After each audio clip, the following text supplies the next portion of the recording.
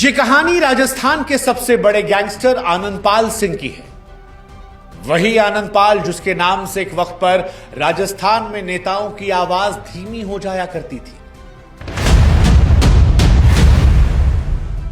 वो आनंदपाल जो किसी के लिए रॉबिन हुड था, जो जातीय अपमान के खिलाफ खड़ा हुआ और सिस्टम से भिड़ गया, तो कईयों के लिए वो खालिस दहशत था,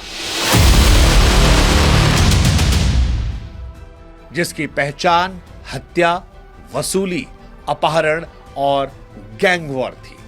ये वो आनंदपाल है जिसे आज के संगठित अपराध का मास्टरमाइंड कहा जाता है। जिस तरह से उसने गैंग बनाए, छोटे छोटे गिरोहों को जोड़कर नेटवर्क खड़ा किया, जेल के भीतर से अपराध चलाया, डर को ताकत में बदला। कई कहते हैं कि वो लॉरेंस बिश्नोई जो आज कर रहा है, उसी का वो अघोषित गॉडफादर है, क्योंकि लॉरेंस या आज के जितने भी अपराधी हैं, उन्होंने आनंदपाल से ये सारी कलाएं सीखी हैं। हालांकि आनंदपाल की कहानी सिर्फ बंदूक और खून की नहीं है।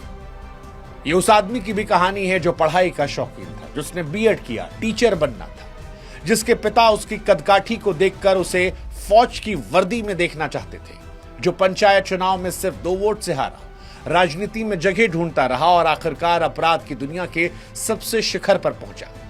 ये वो आदमी है जिसकी मौत ने राजस्थान की सियासत को हिला दिया, सड़कों पर भीड़ उतार दी, सरकार को कटघरे में खड़ा कर दिया और अदालत को यह कहने पर मजबूर कर दिया कि यह मौत सिर्फ एक गैंगस्टर की नहीं थी, यह सिस्टम की परीक्षा थी। आनंदपाल की कहानी किसी नायक खलनायक की नहीं है।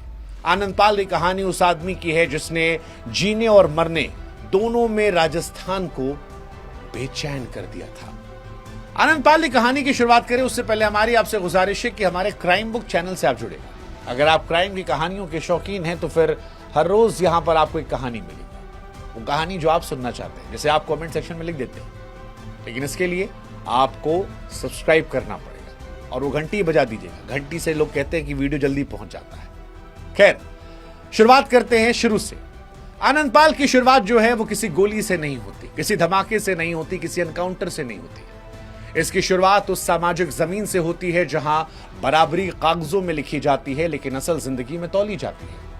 यह जमीन है राजस्थान के नागौर जिले की लाडनू तहसील, जहां खेल, जाति, रिश्ते और पहचान एक दूसरे से अलग होकर नहीं चलते। 31 मई साल 1975 को इसी इलाके में आनंदपाल सिंह का जन्म हुआ। परिवार साधारण किसान परिवार था।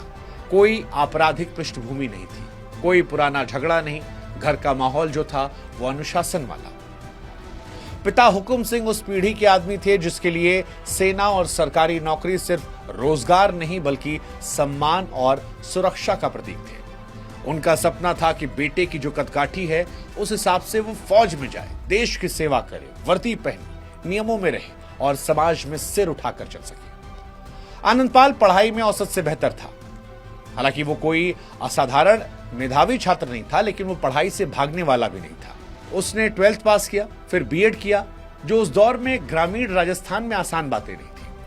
आनंदपाल किताबें पढ़ता, अंग्रेजी समझता था, बोल लेता था, खुद को अपने आसपास के युवकों से अलग महसूस करता था।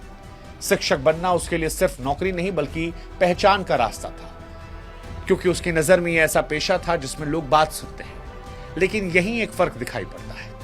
उसका परिवार एक स्थिर और सुरक्षित जीवन चाहता था, लेकिन आनंदपाल दबदबा चाहता था, प्रभाव चाहता था, दबाव चाहता था।